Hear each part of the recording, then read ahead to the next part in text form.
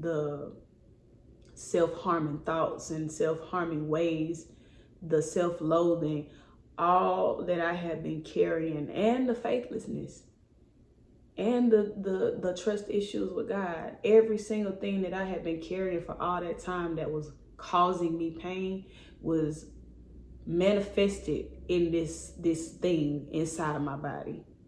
They would ask me who I am.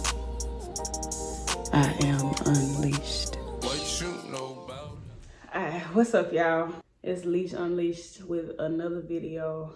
Today, I am going to talk about another part of my testimony that I've been sitting on for years.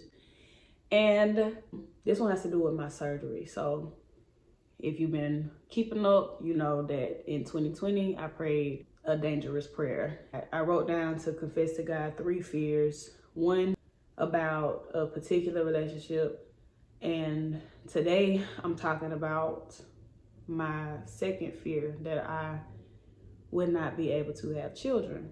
So I've talked a little bit about my experience with this my-o-mectomy thing. And today I want to wrap that up and just give y'all the parts that are not necessarily so sad. I mean, it was a tumultuous time in my life when I was dealing with all this stuff. But a miracle was performed within this season. And even though the journey was uncomfortable, God was with me. He was intimate with me. He was close to me. He was protecting and preserving me. And he was giving me a story to tell. So I'm running it. Here we go. I found out about my fibroid in 2018. And I had gone to my doctor for an annual, my lady doctor for an annual. He found, he asked me if I had like discomfort, like when he was like pressing down on my stomach. And I was like, yeah, ow. And so I ended up going to the doctor. He set up a second appointment for me to go to have an ultrasound. And so I got the ultrasound. They found the fibroid. And at that time it was 7 centimeters. I was nervous because my mom had fibroids and she had a hysterectomy not too long before that, actually, because of her fibroids. And my grandma had a hysterectomy because of her fibroids. But both of them, you know, were done having children whenever fibroids were an issue for them, and you know, at the point that they had their surgery. So I had not had children, and I was like 20 years younger than them whenever they started dealing with fibroid issues. And so I was nervous then, but my doctor was real chill about it. He was like, you know, if it's not giving you a problem, which it kind of was giving me a problem, but it was like, if it's not that big of a deal at this point, we'll worry about it if it becomes a bigger issue. So I put it out of my head, and I thank God because everything happened the way that he wanted it to happen.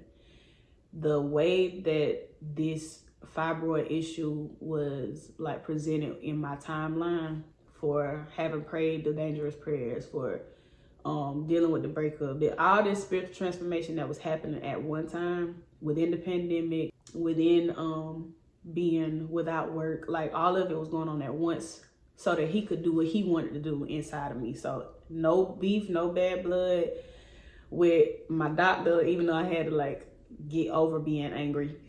But at some point I was angry. Either way, I get there. So 2018 we found it. 2020 comes, I go to the doctor for an annual, and this time he is having a hard time doing my annual because the fibroid was complicating what he needed to get done. And so I didn't even there was no other ultrasound. Like when he went back into the room to like come, he finished the procedure, he went to where he was, and mind you, this appointment, he like pressing down in my abdomen like that, and I'm like, Doc, you need to stop that now. That hurt. And so he finishes his procedure, he goes to the back, gets himself prepared to come back in to talk to me. But at this point, like within the with him doing my annual, like he hadn't said any of the stuff that he ended up coming back in to say. So he's low-key giving me stressed. He's like, yeah, we gotta get your fibroid out of there. Like, I'm gonna set you up with a surgeon out of Macon. He is somebody who is qualified to do this. He's really good with it. I could do the surgery. I was like, what are you, and it was just going so fast because I'm like, he's saying I gotta have surgery. He's saying he's not gonna do it. And I'm like taking a second to, I'm like 3 beats behind my guy. And he like going on about how this gotta happen and it's gotta happen now. So I'm like, what? He finally spits out, and he did tell me all of that about how he had it's one of those procedures that keeps you up at night because you have a patient lose a lot of blood. He had somebody lose like 8 pints of blood one time, blah, blah, blah. So he was saying all this about his own anxiousness, and I'm just like, this is not helping me. So he gave me this pamphlet on a my-o-mectomy, and I was reading about it. I Googled it. All this happened in the time that I walked out his office and got in my truck to get ready to go back to Vidalia. My doctor wasn't in Vidalia. But I'm like processing it, and I understand at some point that the my-o-mectomy is a procedure that removes fibroids, but it's also a procedure that causes scarring on the uterine walls and keeps what ends up, and I actually ended up getting this much detail later on, but what ends up happening is that because the uterine walls are scarred, the egg cannot attach to it whenever it comes time for somebody to conceive, and it causes people to miscarry. So they can get pregnant, but they can't hold the baby. Like, it's the same procedure that in a sense, I guess, saves the womb, but it could also damage the womb.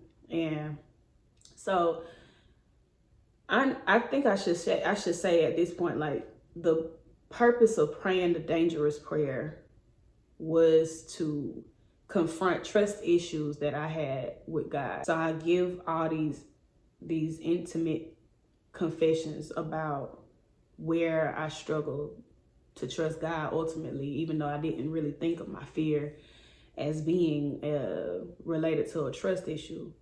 But either way, so in this year that this is happening, all of my fears were hitting the fan, one after the other.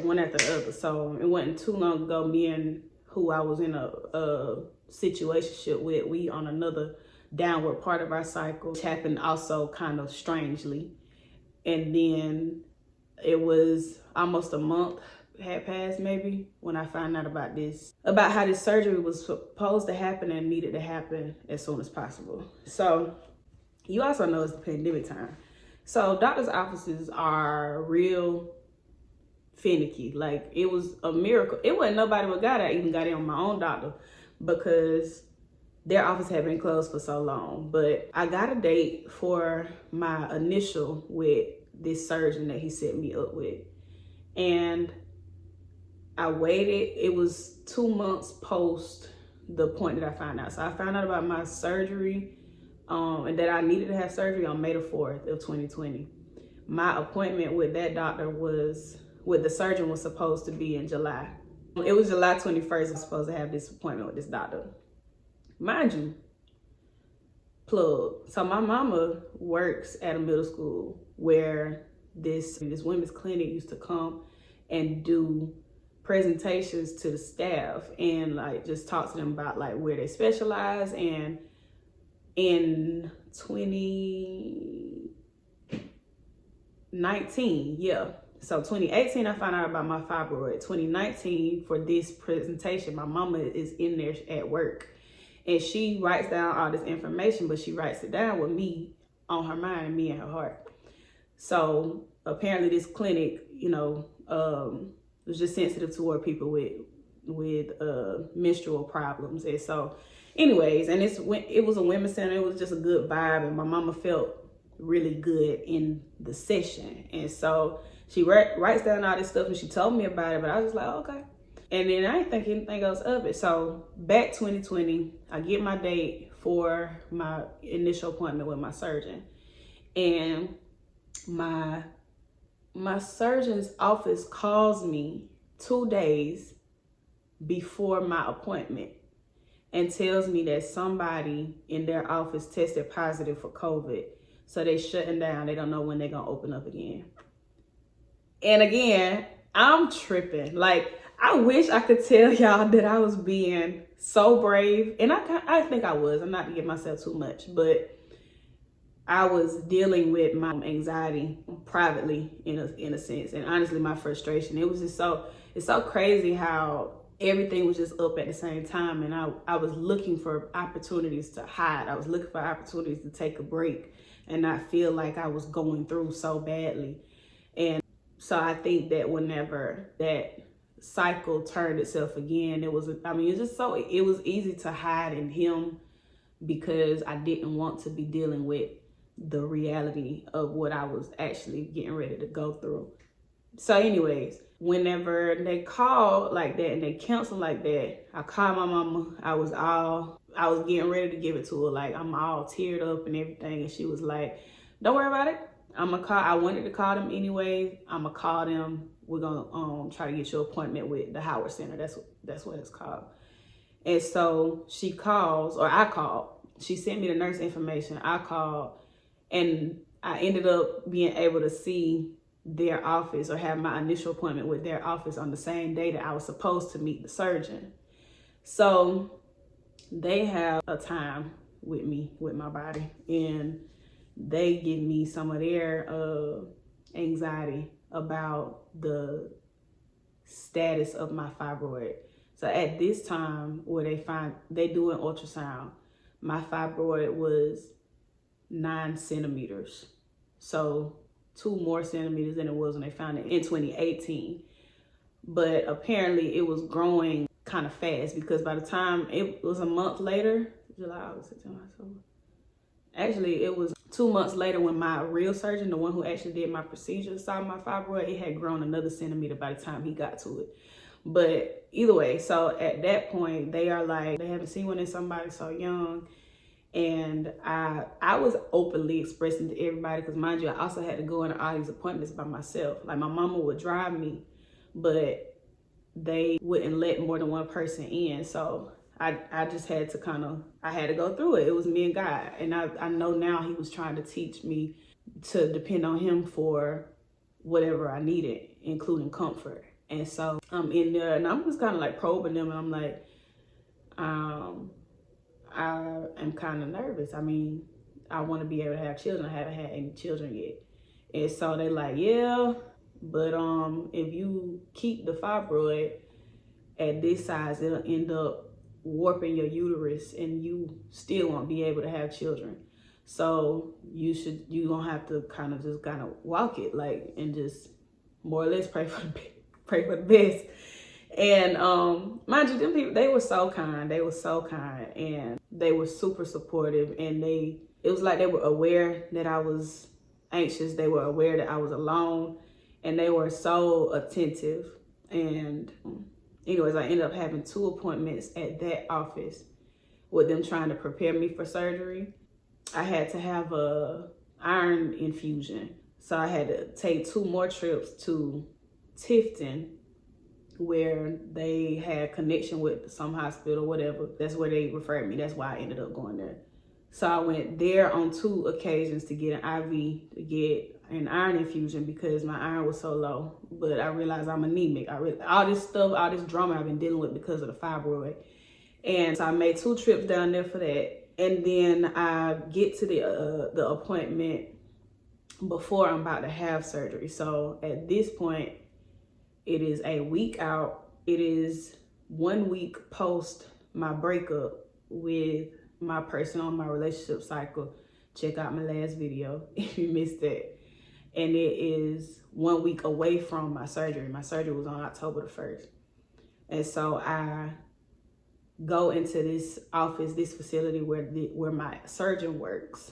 And even the people there, so kind, so sure about what they were doing. And it's like they knew how to deal with my nervousness, honestly. They just were so patient and so attentive. This is when I found out that I'm 133 pounds. I hadn't been 130 pounds since I was a freshman in high school. I had lost 30 pounds since March. I was at 160. It was now September 25th. So I think it was a number of things. At first I was trying to be fit. I was working out, trying to become fit. And I had lost some weight then. Then I got COVID and I didn't eat for a couple of days. And this was like first part of us in the pandemic. I got COVID in July. And then there was some stress with the breakup, but there was also I was just getting weaker and weaker is what I ended up realizing. Like I just wasn't well. And so I think I was really just tired at that point. As I remember actually being really tired of just not feeling well. And like I just felt very isolated, very alone. And I see the surgeon and I'm real mellowed out. And I get like that when I got things on my mind whenever I'm getting ready to speak. Like if I got something important I'm getting ready to do. And at this point, this is like my constant state. I just remained mellowed out. I was like that for a couple weeks. Well, from the time of the breakup up to the time of the surgery. And I get in the room with the surgeon and he looking at my fibroid for the first time. He hadn't seen it yet. So he is the one who measured it and told me that it was at 10 centimeters. So I was telling them, you know, they found it in 2018 and it was at 7 centimeters, but they decided not to mess with it. And he was like, who decided that? So I told him and he made a reference. He made a reference to how the 7 centimeters next to the size of a newborn baby's head. It wasn't that much of a differentiation. He was trying to tell me that my fibroid was alarming when it was found. And I felt a ways about that for a long time, but my mama helped me to process that. Because I was so young. I was 25 years old, and my doctor, when he found it, he had to make a call that he felt like was the right call. And again, everything happened in the Lord timing. So fibroid keeps growing. Surgeon now sees it. As he looking at it, he says, the fibroid looks like it's degenerated a little bit. Oh. My first thought was, oh God, now what does that mean? What does it mean that it's degenerated? But I asked him sweetly, I said, what's that mean? And so he was like, he looked at me and he said, it means that you've been in a great deal of pain. And we just had like a split second, his eyes on mine. And I knew the Holy Spirit was in that moment. And I was like, thinking to myself, like, you don't know the half, but your eyes tell me that you do. And so I teared up a little bit sitting there, but he went on ahead and he finished his ultrasound. And I asked him, I said, does it being degenerated mean that it's gonna slow anything down? Like, do we have to wait on something? He's like, no, this is not gonna mess up the schedule for surgery. We're gonna take it out on October the 1st. And so I was like, okay, cool. And I drove myself to this appointment. It was in Atlanta. So I get back to my truck and I Google what it means that a fibroid is degenerated and find out that it means that it's dying. And I just sat for a second and then I felt the Holy Spirit all over my body, just a heat. But my body feels hot in a visit from the Holy Spirit, but there are chill bumps all over my skin. It's the craziest thing. And I just let the tears roll because what I realized was in that moment, what he was affirming for me in that moment was that I'm looking at the fibroid like it's a physical issue, but it's not a physical issue.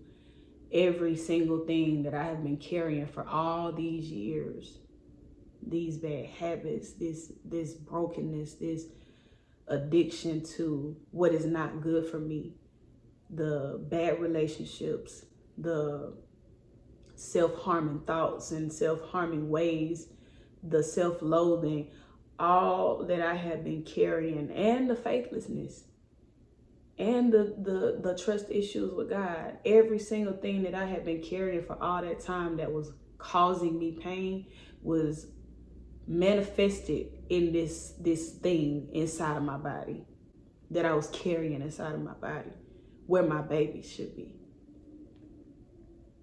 And I was celebrating because I had finally, after carrying it for all that time, I had finally come to the point of extraction, and the fibroid was dying.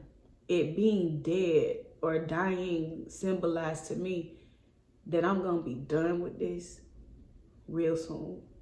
I'm gonna be done with all this grief and all of this pressure, and even with the things of me and things that were me that I don't want to be no more. All of it is coming out. It's dying and it's coming out. And so a week later, I go into the surgery and the surgeon is squeezing my hand and he looking down over my bed. And I remember just watching his, just looking at his eyes before I went to sleep. I woke up and how about there were 3 fibroids. 2 fibroids were hidden behind the first one. Nobody saw it, nobody caught them because the first one was so big. So he cuts out the first one, and honestly there was supposed to be some pretty, I want to call it severe blood loss, but it was supposed to be pretty drastic. But the size of the first one and its state of degeneration had cut off blood flow. So the blood that I should have lost, I didn't lose because the size of the big one was as such that it stopped the blood from coming. So I don't know if the blood was delayed. It was trying to slide up in there, but it couldn't get to it couldn't get to running like it wanted to. But the way that he explained it to me was that because of the degeneration of the first one having stopped my blood flow, they had time to get all 3 fibroids out without me losing a lot of blood. And they were shocked. They were amazed.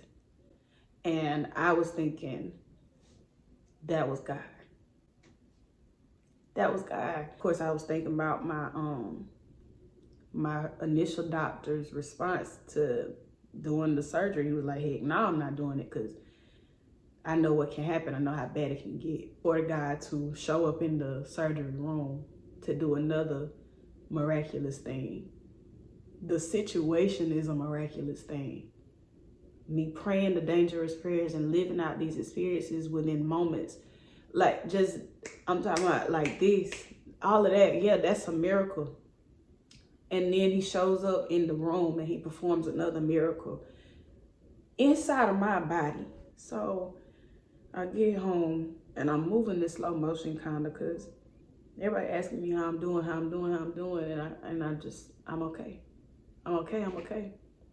And after a while, it hit me that what I was saying was true. I was okay. I was so much better than I was before, and I could feel a difference in my body. And the surgery, of course, left scars. I have an incision scar on my belly button, and I have one on this side and I have 2 on this side. So at that point, fresh out of surgery, I got stitches, and I got this tape that was supposed to like come off by itself. I wasn't supposed to pick at it and stuff over the other places. And I just thought about how much I had taken my body through, from hating my body because of the invalidation in my relationship, hating my skin, hating my weight.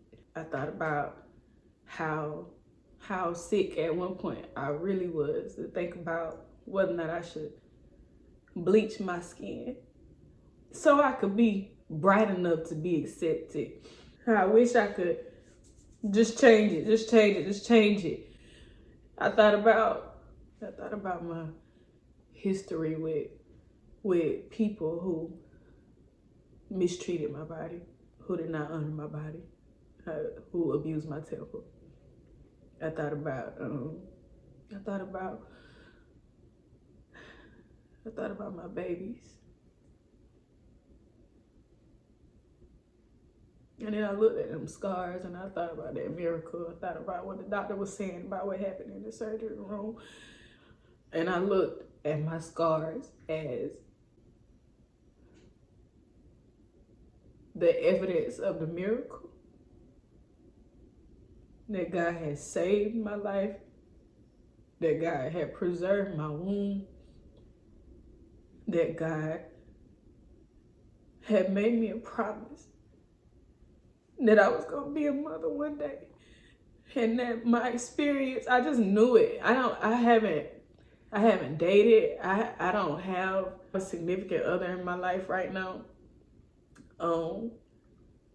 So children still seems like a faraway dream to me.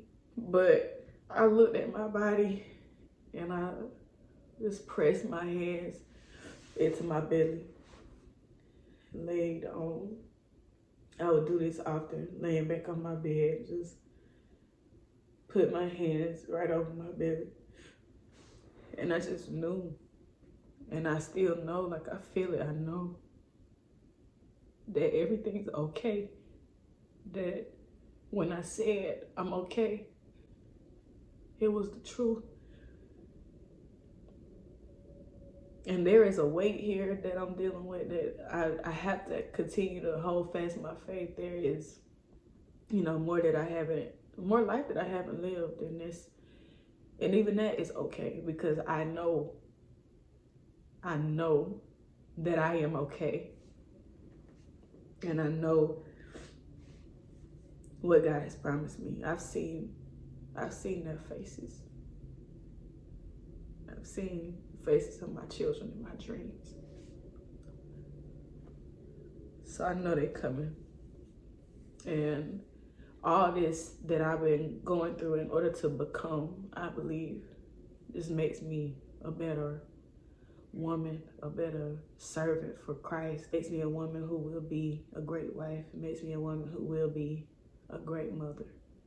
And I had to go through it. I had to go through to get through, as my shooter can say. That's her favorite phrase. We try to avoid heartache. We try to avoid the healing process, but it's necessary. It's necessary. And God was with me in my healing process. Them 3 weeks that I had to myself at home, my family and my shooter, they were home for that weekend. My surgery was on a Thursday, so I had my family with me Friday, Saturday, Sunday, but everybody had to go back to work on Sunday. And I spent the majority of my time of my recovery at home. And in that house, shout out to Maverick City Music, because my go-to song for my meditation time was Refiner. And then I fell in love with Communion, both by Maverick City Music. But what happened in that house, just me and God, then it was just comfort. There was just comfort, there was nourishment. I used to feel like I was alone, but I wasn't alone. I was feeling like I was alone because I had to do the doctor's appointments by myself. I had to get rolled on that table in the back by myself. And I wanted my person. I felt like this man was my person, and he's not my person. And maybe I'm wrong for how great of an expectation I put on him. But honestly, if he was my person, it wouldn't be a great expectation. But I remember thinking like how jacked up it was that I was getting ready to go through that, and he wasn't with me. He wasn't in the back seat with me. He wasn't there when I got out. And I remember thinking, as I was like processing this on one of my recovery days, that Jesus was with me.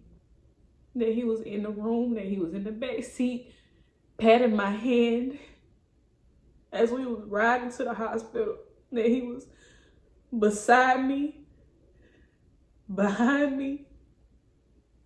And I'd be doggone if he wasn't standing over me, because I feel like his presence was all over my surgeon. That man looked at me like he knew my whole life beyond carrying that fibroid. And I felt the Holy Spirit. I felt the presence of Christ when I looked at him right before I closed my eyes for the surgery to begin. Jesus was with me. And It was hard for me to be grateful then. It was hard for me to be strong then, but I am grateful. And I think that this is another one. This is enough. It's enough. It's enough. So thank you for listening, and thank you for carrying my story. And I pray that, again, this gives you something, some encouragement, something to be looking forward to when we talk about seeing the hand of God. I pray that you get excited about who he is and what he can do, how close he is. It's scary, but it is so good. It's like